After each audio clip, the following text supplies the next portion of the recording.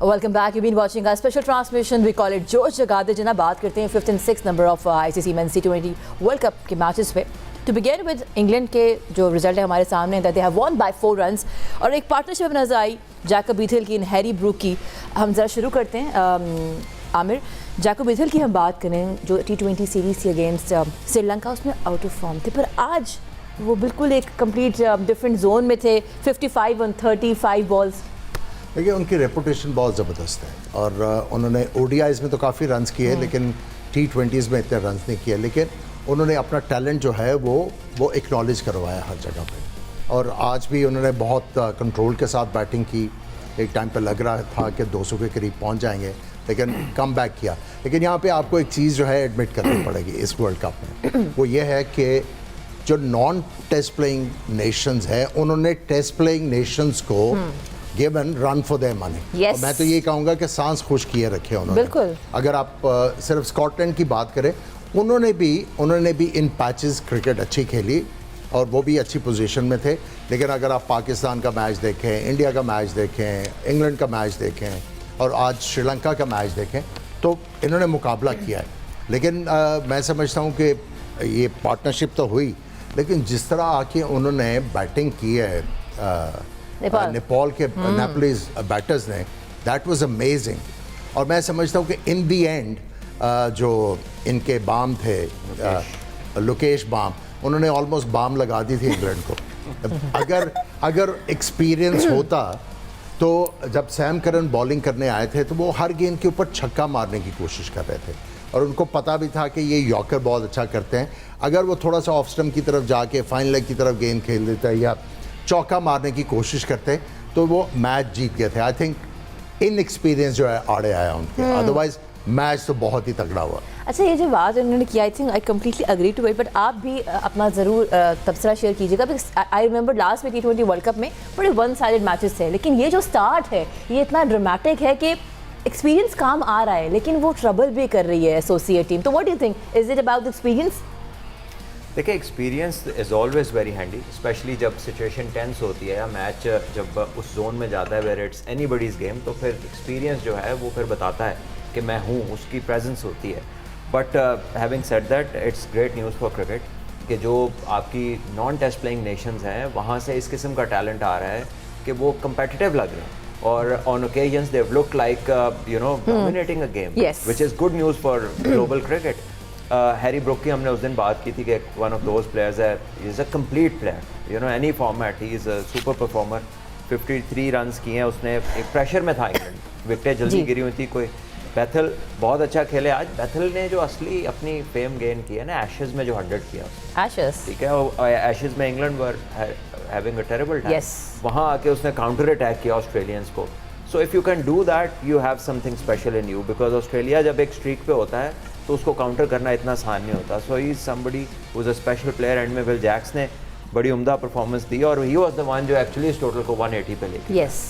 लेकिन जब हम आगे नेपाल की बैटिंग की बात करते हैं, लोकेश अच्छा खेले, उससे पहले ऊपर दीपेंद्रा, उन्होंने भी अच्छी बारी ली. एक अच्छी पार्टनरशिप थी जो बैक टू बैक दोनों विकेट्स गिरी. लेकिन असल में जोफ्रा आर्चर का जब ओवर चल रहा था ना, जिसमें उन्होंने 3 छक्के लगाए हैं, वहाँ से मैच इतना करीब आना नहीं चाहिए था. लेकिन वो बिल्कुल एक सेट पैटर्न, जो इंग्लिश क्रिकेट की जो एक प्राइमरी वीकनेस है ना, कि ऐसा लगता है कि जो पीस ऑफ पेपर पे लिख के दे दिया है ना, वो सामने कुछ और नज़र भी आ रहा हो तो उन्होंने नहीं बदलना. यानी उन्हें ऑफ स्टंप के बाद स्लोअर वन करने का प्लान था और वो बैट्समैन लोकेश जो है वो ऑफ स्टंप के ऊपर आके खड़ा हो गया. उसने भांप लिया कि इसने सारे बॉल इधर ही करने हैं. उसने 3 छक्के स्लोअर वंस को मारे. लेकिन Jofra Archer at his peak pace, उसकी 145-50 पेस है, उसने एक यॉर्कर नहीं ट्राई किया और सैम करन ने 130 के यॉर्कर्स के ऊपर 10 रन बचा लिए. So that common sense, that instinctive decision making is missing in England. All they are making is bowlers in biomechanic labs. उनके एक्शन अच्छे हैं, they look fit, but they don't use their brain. और उनके पास वो skill नहीं है जो high skill जिसे कहते हैं, कि जब अंडर दीज सर्कमस्टांसेस आप अपना डिसीजन बदल सकते हैं, आप डबल ब्लफ कर सकते हैं, रिगार्डलेस ऑफ द फैक्ट कि फैंटी पड़ रही है. एक इनएक्सपीरियंस प्लेयर आके आपको मारे जा रहा है, आप अपनी चीज़ ही नहीं बदल रहे. आप आपकी स्ट्रेंथ पेस है और आपने पूरा ओवर स्लोअर वंस पे कर दिया है. तो आई थिंक लोकेश तो बहुत अच्छा खेले, लेकिन जोफ्रा आर्चर ने तो मतलब इंतहाई कर दी सादगी की। इस तरह भी नहीं होता कि आप 150 के बॉलर हो और आप पूरा ओवर स्लोअर वन करके 3 छक्के खा लें और आप तेज़ गेंद ही एक ना करें, एक तेज़ बाउंसर ही ना करें उस बैट्समैन को जिसने ऐसी स्पीड कभी देखी नहीं होगी अपने करियर में। तो that was very surprising to me. और लेकिन को क्रेडिट देना चाहिए नेपलीज के इतनी पेस में, जिन्होंने इतनी पेस नहीं खेली होती, थोड़ा सा बैक ऑफ द माइंड जो है डर होता है,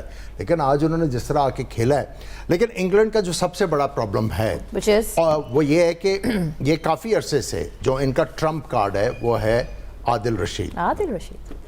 वो इनको मैचेस जितवाता है, बीच में आके वो विकेट लेता है, रन्स नहीं करने देता। लेकिन आज जिस तरह उन्होंने नेपलीज बैटर्स ने इनको धोया है, उसकी वजह से बहुत ज़्यादा प्रेशर आ गया।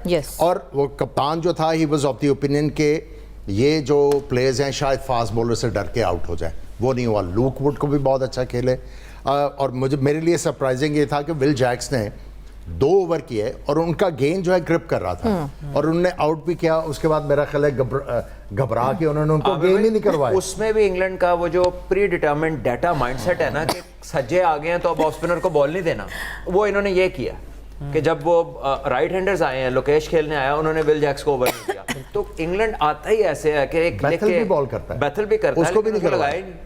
बिल्कुल सलमान भाई, और मिडल ऑर्डर ने बहुत अहम किरदार अदा किया इंग्लिश टीम की। अगर हम बात करें, विल जैक्स ने 39 रन पर तो नाकाबिले शिकस्त रहे हैं और 4 छक्के जो लगाए हैं, उससे मैं समझता हूँ कि जो नेपाल की टीम में कॉन्फिडेंस काफ़ी शेक हुआ है उनका। तो अच्छी चीज़ है कि अगर टॉप ऑर्डर नहीं चल रहा, जैसे फिल साल्ट सिर्फ 1 रन बना के आउट हुए हैं, तो मिडल ऑर्डर में रन आ रहे हैं उनके पास।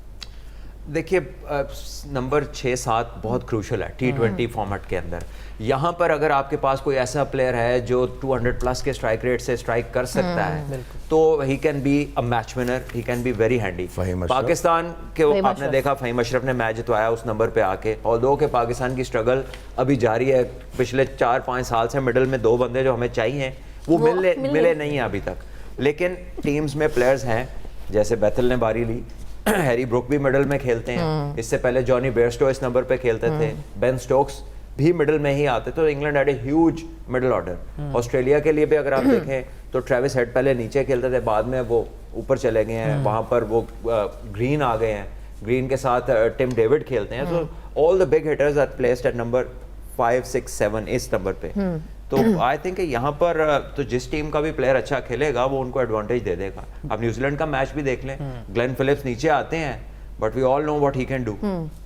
तो यहाँ पर टीमें अपना एक ऐसा प्लेयर रखती हैं जो 200 प्लस स्ट्राइक रेट से खेल सके। और बिल्कुल लग भी रहा है कि एसोसिएट नेशंस जितने भी हैं वो भी अच्छे मैचेस और टफ टाइम मिल रहे हैं, कोई बड़ा अपसेट भी हो सकता है इस इवेंट में। लोकेश ने भी 195 के स्ट्राइक रेट पे खेला है, डिस्पाइट के लास्ट ओवर में बाउंड्री नहीं मिली उन्हें, वरना वो तो 200 प्लस के स्ट्राइक रेट से जा। बिल्कुल डिस्कशन शुरू हो चुकी है, मिडिल ऑर्डर की डिस्कशन हो चुकी है, पाकिस्तान का डिस्कशन भी आ चुकी है बीच में। Faheem Ashraf and we are still looking forward, we still want to have that middle order hope. अभी तक है नहीं हमारे पास, बात करते हैं इसके ऊपर। Keep watching our special transmission, we call it जोश जगा दे।